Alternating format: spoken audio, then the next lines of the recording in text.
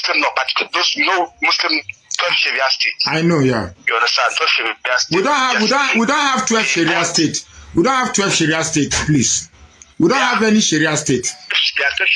How? Who made them Sharia states? Wait. Constitutionally, they are not Sharia states. But what do you mean? What states that are called other states? Why do you want me to refer? Sorry you for interrupting, Mr. Man. We are talking about both. We are talking about both. Why do you want me to refer to them as Sharia states? Why is it important that you hold on? You see, when you are interacting with me, don't forget that I've spent many years in the north. So when I'm talking with you, don't talk to me like those southerners that don't know what northerners are. Because I know where you are coming from. Why would you choose to refer to them? Why do you want me to know that there are 12 Sharia states? I'm not aware that we have 12 Sharia states. Let me say, the 12 states that adopted Sharia in 2000. Those 12 states that 2000. Anyway, these states are Nigerian states, and the constitution does not recognize Sharia. Please, let's go on from there. Leave the issue of Sharia. What they born there is not of tribe or anything, it's of religion. You understand? And you think that is good? And you think that is good that religion should be binding people together? That's what you have used to conquer this house, telling them that Islam has bonded you with Hausa. Tell ourselves the truth. What is going on in the Northwest is the Hausa Fulani fight. You know, we don't mention it. That is the bottom line. Fulani are using religion. That's why I start from explaining how they use the game, how they control the politics in the north. As anybody is tired of this system, this Fulanization, this Islamization, this nonsense policy they have been playing in Nigeria. And now we Hausas, we say we are no more loyal to Fulanis. Exactly. Because we realize that Fulani are using everybody. Are using us against, are using us against indigenous Nigerians. That's why most of the politicians believe they must run to Fulani before they get power. That's why I like Yoruba people. Yoruba people know who is Fulani, but they are playing game alongside with Fulani. But Igbo, the problem of Igbo, they don't want to play game with Yoruba. They believe that Fulani used the battle between two of them, change Biafra, everybody know. And the north now is on fire. All the tribes in the north are not together with Fulanis. But Fulani are using propaganda to show the whole world that they are still on top. So now, what we are working on now, 2027, all the Northwest governors should be indigenous. That's what we are going on. We don't want presidency for now. But any indigenous came, it's indigenous we are going to vote. We are not going to vote for Fulani anymore. And I believe that now almost 60 to 70% of the Hausas wake up, understand what is going on. And that's now Fulani want to negotiate with bandits. They want to calm the matter down. They know that because of bandit issue, that's why we say we don't need Fulani any. But you know that even if sit down with the bandits, we say even though we have peace in the north, it will come back again. Even though we have peace in the north for now, we have already know. Yes, we have already know it's a agenda, it's a plan, and they can never stop it. They think that they are already selling the Hausa. Hausa can never talk again. Now they see Hausa are talking. That's why they are trying to quench the fire. And now as we wake up, this is 21st century, we are not going back to the slavery they used to enslave before. And let me 2027, it will be very surprising. We are the people that they are afraid of. And we are the people that will bring their end in Nigeria. Buhari is the last Fulani ruler in Nigeria. Let me tell you what Buhari did. In 2017, they asked Buhari, why is Fulani terrorizing all the Nigerians, especially the Northwest? Buhari said those people are not Fulani. They are the people that they chased them out from Libya after they overthrew Gaddafi, and people from Mali, Burkina Faso. He said they are not Nigerian Fulani. That's why he is not going to fight Fulani. That's what he said. At that time, we don't know that they have an agenda. That's why he bring the Ruga settlement. That Ruga settlement, if Nigeria accept the Ruga settlement, for now they have already conquered Nigeria. That's why I want us to know that as Hausa people wake up, we are the backbone of the Nigeria indigenous. As far as we will stop afraid of Fulani, we will continue with our ambitious country. Nigeria will be better without Fulani. But let me ask you a question. Why were you people afraid of Fulani in the first place? What was it that led to you being afraid of Fulani? What was it? Was it because of Islam or? They are using religion to oppress us. Okay. And in 1804, during the jihad of Danfodio, what they use, they manipulate the villagers. That time there is no still like social media. Probably Muslim say Fulani and the Hausas are one. Is that true? Right now, there is some places that if he says so, they will beat him up.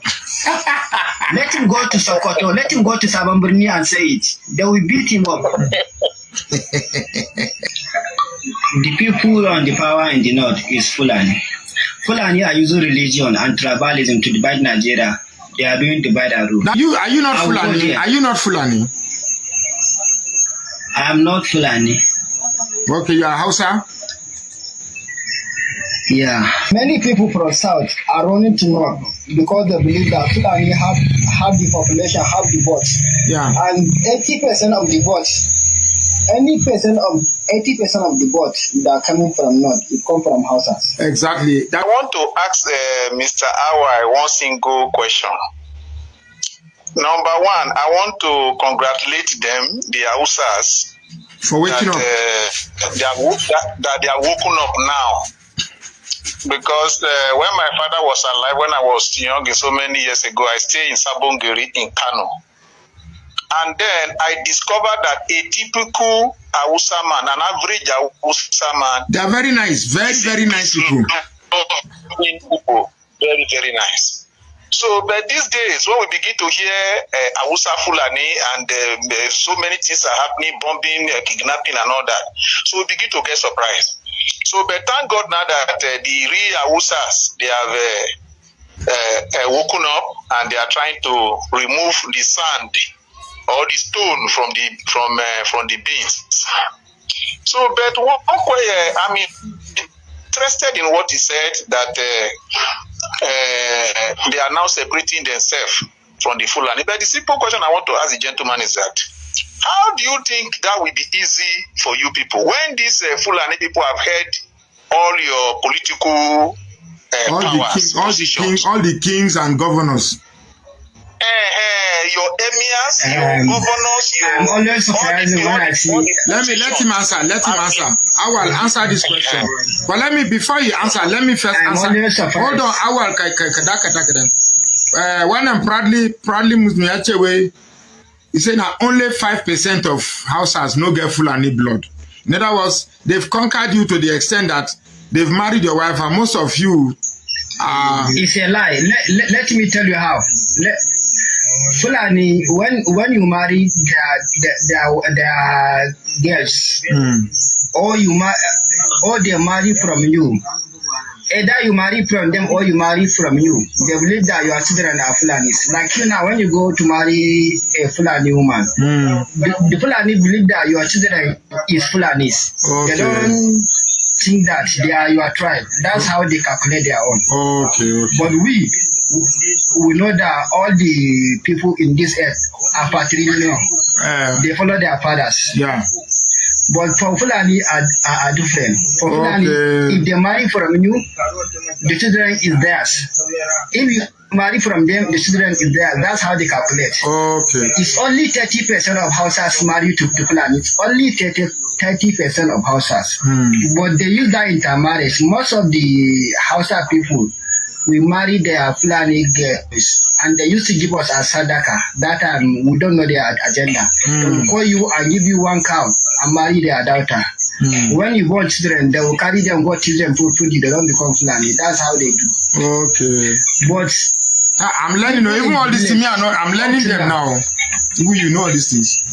Go ahead. Up to now, there is people in the village that if you marry from Fulani, they will disown you. Up to now, with the Hausas, we have those people in the village. 70% of the Hausas village, they are like that up to today. Okay. So answer this guy's question. How do you want to free yourself when your governors, your emirs, they are all Fulani? It's very easy. It's very easy. Very, very easy. But we want to know how. We are not tribalistic. We are not tribalistic. If Kanuri contests in the Kanu, we rather vote for Kanuri than Fulani. If a baggy man contests for Kaduna, we vote for baggy man than Fulani. Okay, my question that you have avoided is: do you see the Hausas voting for Peter Obi? If the wave, if the waves, Alhaji Dan, please when I accept your mute your mic, yeah. Do you see the Hausas? Let's say Peter Obi is now like the acceptable choice from Middle Belt down to the south. Do you see the Hausas joining to vote for Peter Obi, who said he's going to do only one term and then hand over to the north? We Hausas, we don't trust Peter Obi. We really don't trust Peter Obi. And there lies the problem.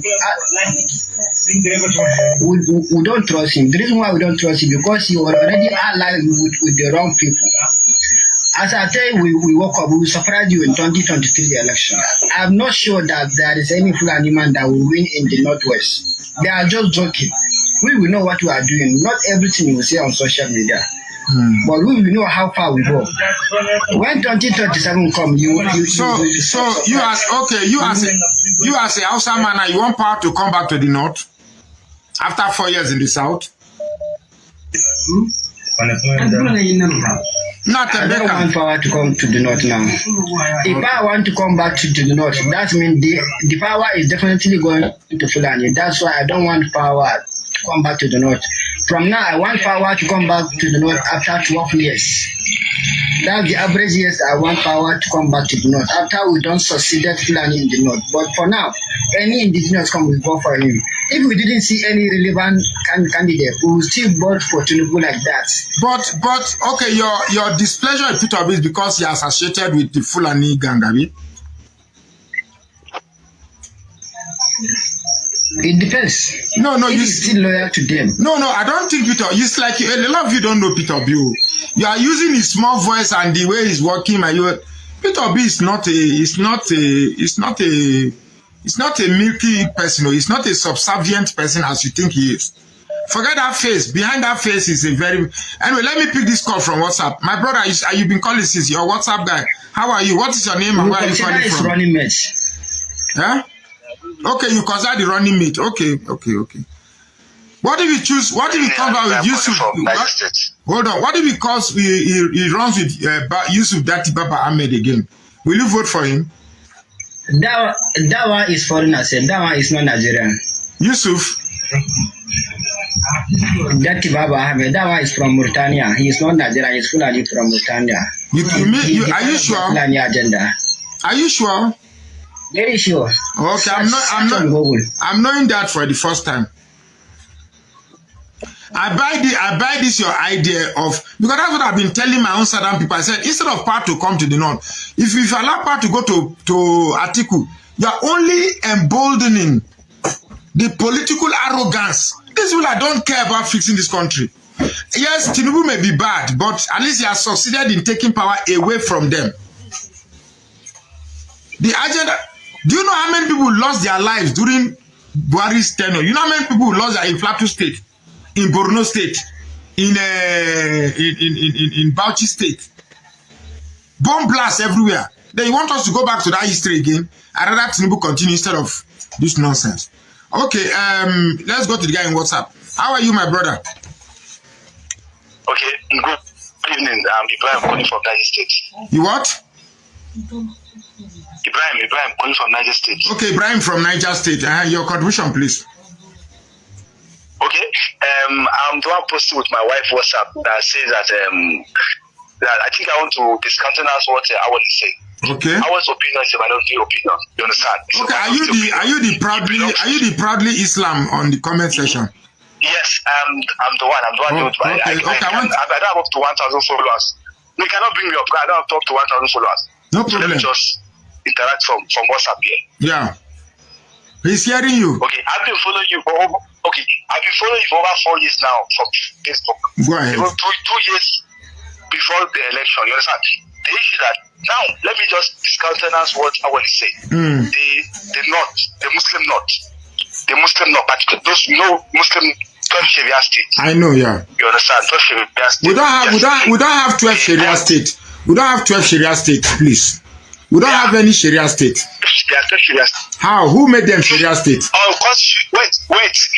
Constitutionally, they are not Sharia states. But what do you mean? What are states that are called other states? Why do you want me to refer? Sorry you for interrupting, Mr. Man. We are talking about both. We are talking about both. Why do you want me to refer to them as Sharia states? Why is it important that you hold on? You see, when you are interacting with me, don't forget that I've spent many years in the North. So when I'm talking with you, don't talk to me like those Southerners that don't know what Northerners are. Because I know where you are coming from. Why would you choose to refer to them? Why do you want me to know that there are 12 Sharia states? I'm not aware that we have 12 Sharia states. Let me say, the 12 states that adopted Sharia in 2000. Those 12 states that 2000. Anyway, these states are Nigerian states, and the constitution does not recognize Sharia. Please, let's go on from there. Leave the issue of Sharia. What they born there is not of tribe or anything, it's of religion. You understand? And you think that is good? And you think that is good that religion should be binding people together?